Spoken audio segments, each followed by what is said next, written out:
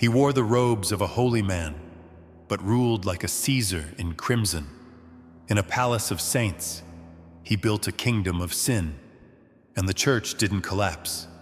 It bowed. There is a door in the apostolic palace that no tourist passes. No frescoes guide your eyes. No velvet rope draws you near. Just silence, and behind it, centuries of secrets, soothed by gold and sealed in blood. It was behind a door like that, wooden, unmarked, thicker than reason, that a man named Rodrigo Borgia became something more than Pope. He became Rome's most seductive lie. When we say Pope Alexander VI, we rarely picture a man.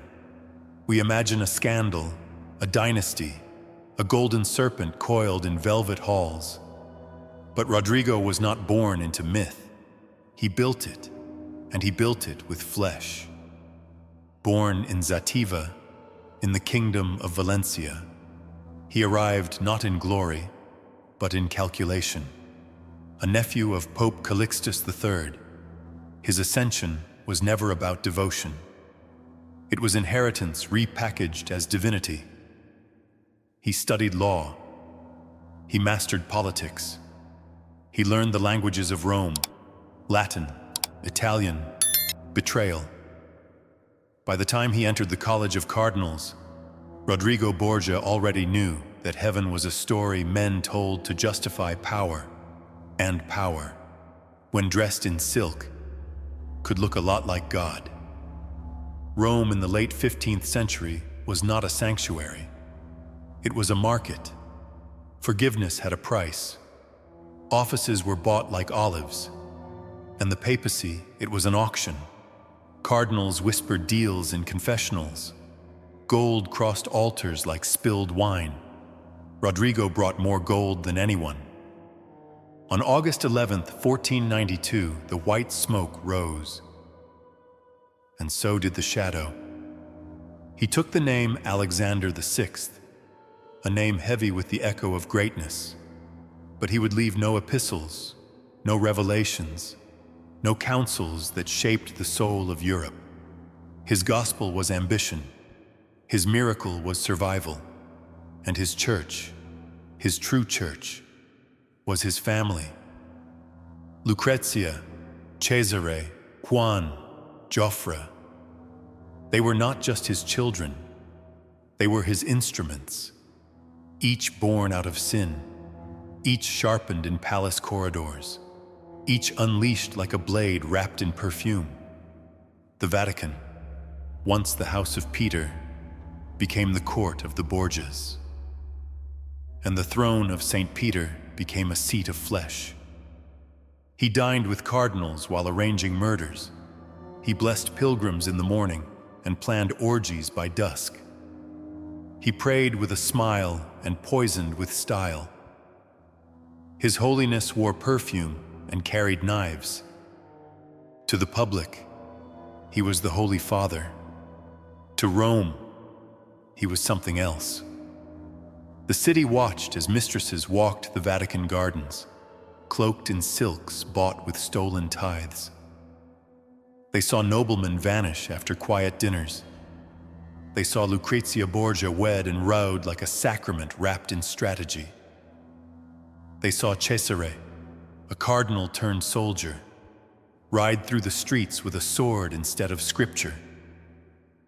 And they said nothing, because Rome was drunk on gold, on promise, on the illusion that one family could hold all of heaven between their blood-soaked fingers. But power, once tasted, must be fed. And Alexander VI had an appetite.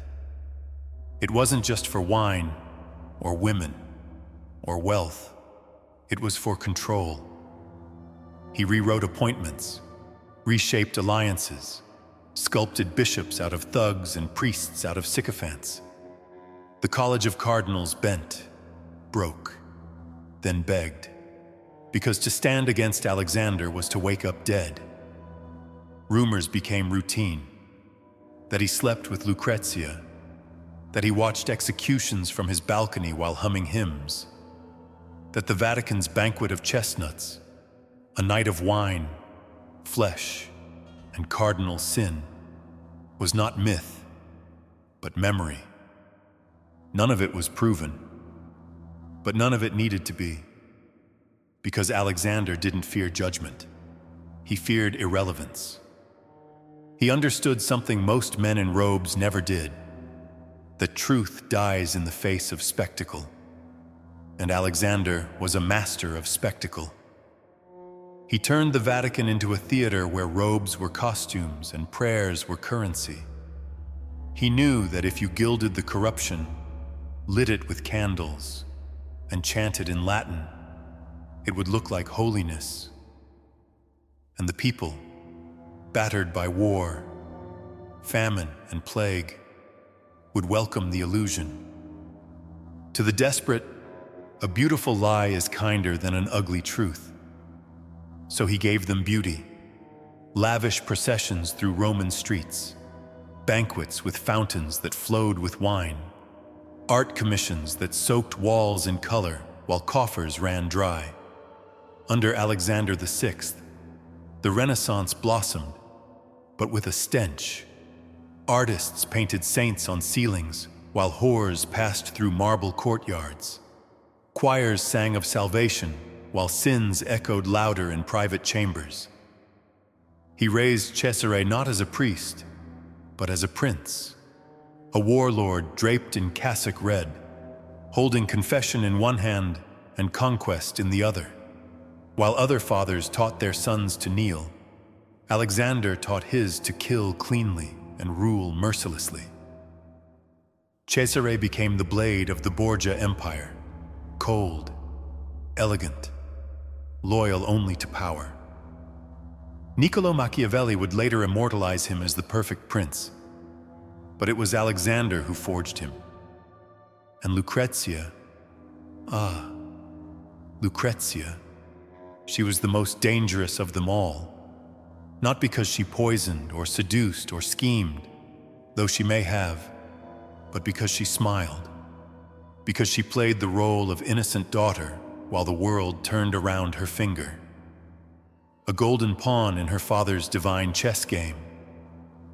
Married to men she never chose, delivered as alliance, as threat, as ghost.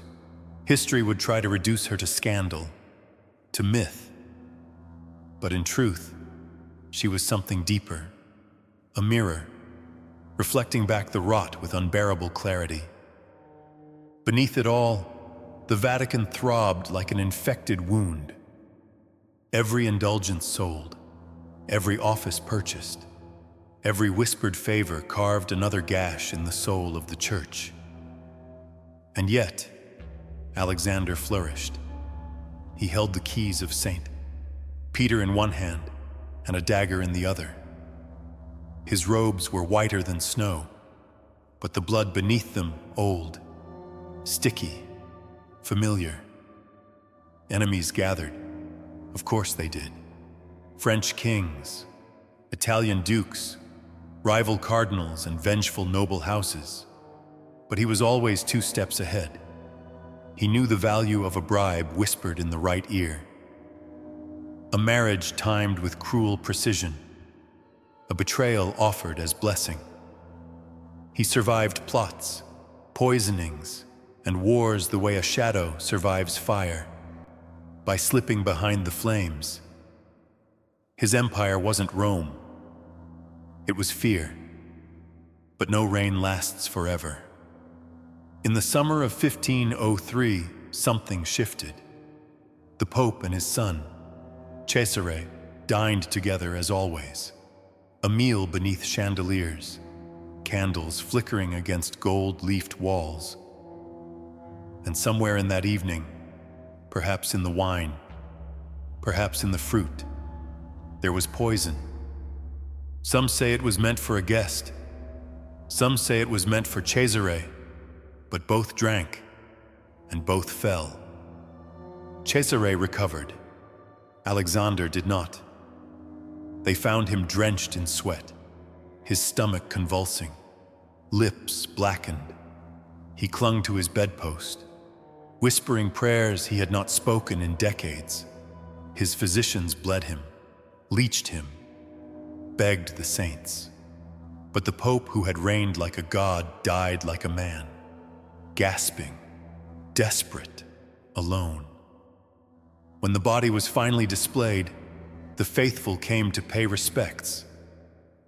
But the corpse had already begun to rot. His face bloated, his skin cracked.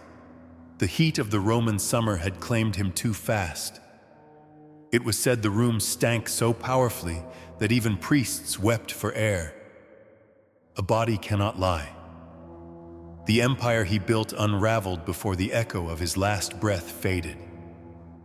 Cardinals who once bowed now turned away. Allies melted into enemies. His children scattered, some clinging to power, others to memory. Rome whispered, then shouted.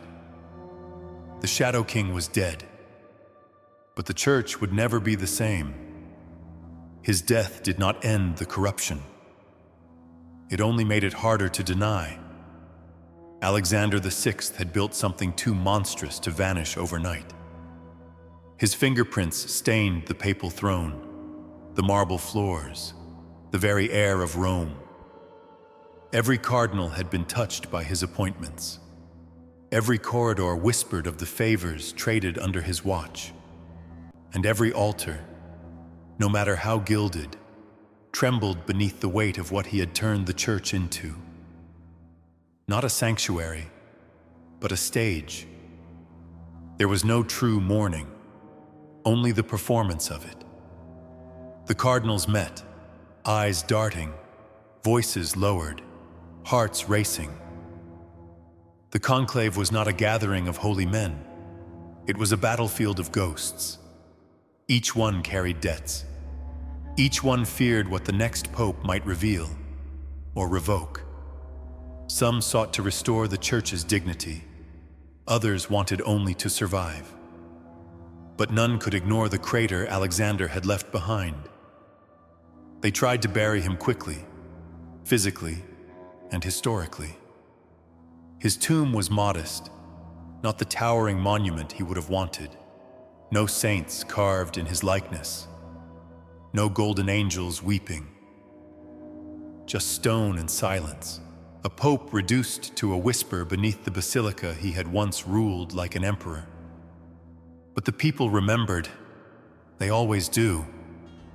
They told stories, not just of his sins, but of how he made sin look holy. They spoke of orgies in Vatican halls, of coins clinking behind confessionals, of nobles who rose and fell on the tide of his favor. They said he was the devil in papal white, that he fathered more than children. He fathered an era. And in a way, he did. Because Alexander VI was not an anomaly. He was the mirror. He showed Europe what the Church had become when power went unchecked, when bloodlines mattered more than belief, when politics ate piety alive. He wasn't the first to abuse the robe, but he was the one who wore its corruption most proudly, openly, almost artistically. Centuries later, reformers would rise. Luther would nail his theses to a door. Calvin would thunder from pulpits, and Protestantism would fracture Christendom. But beneath every revolution, every schism, every scream for purification, you could still hear the footsteps of Rodrigo Borgia echoing through the Vatican. He didn't just break the Church, he revealed it. Lucrezia lived on, retreating into diplomacy and poetry. She became a duchess, a mother, a patron of the arts, but the stain of her father's legacy never washed away. People saw her beauty and whispered poison. They saw her smile and smelled sin. She died young, as if trying to escape the shadow that had birthed her. Cesare fell harder. He lost lands, armies, favor, tried to rebuild in Navarre but was hunted like a wolf. He died alone, his body mutilated on a battlefield, his armor torn, his face crushed, the blade of the Borgia name rusted and discarded. But Alexander, he never really left. His portrait still hangs in quiet Vatican halls, staring with eyes too knowing, too smug. Pilgrims pass it without pausing, but some feel it, like a weight in the air, as if history itself remembers, even when the faithful try to forget. Because what Rodrigo Borgia gave the Church was not just scandal, it was prophecy. That every institution, no matter how sacred, can be hollowed from the inside. That virtue without accountability is just ornament. That when you replace God with dynasty, the gospel becomes theater, and salvation becomes a business. He built an empire of lust and lies, and called it holy. The echo of Alexander VI didn't vanish with the Renaissance. It lingers, in whispers between marble pillars, in the uneasy weight of golden rings, in the quiet click of locks behind cathedral doors. His story is not locked in the past. It bleeds through. Because every time power is cloaked in sanctity without scrutiny, he rises again, not as a man, but as a warning. The Church would spend centuries trying to heal the wound he left. Reformers came with fire, councils convened with trembling hands. But the rot that Alexander revealed was never only his. He was simply the one who dared to live it without shame. Rodrigo Borgia didn't hide his vices. He embroidered them into his vestments. He didn't fear judgment. He rewrote it. And in doing so, he became more than a pope. He became a myth. The Vatican would go on to canonize saints, to declare miracles, to build new wings and forget old sins. But the walls remember, the stones remember, and beneath the painted heavens of Rome, the shadow of Alexander still stretches long. He was not the devil. That would have been easier to name, to cast out. He was something worse.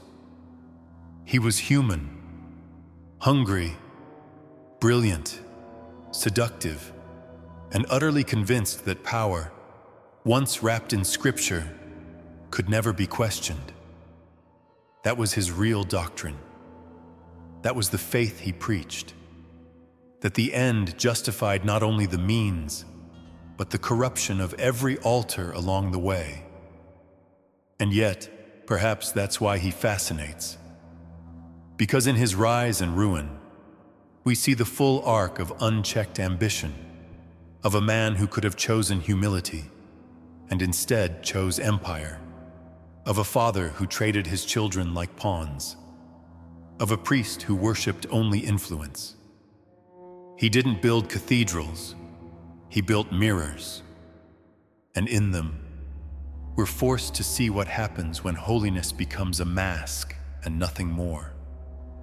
If this story haunts you like it haunts history, subscribe, not just for tales of kings and popes, but for the truths they tried to bury. We uncover the power behind the portraits, the silence behind the robes, the rot behind the gold. Because history doesn't repeat. It whispers. Subscribe now and listen closely.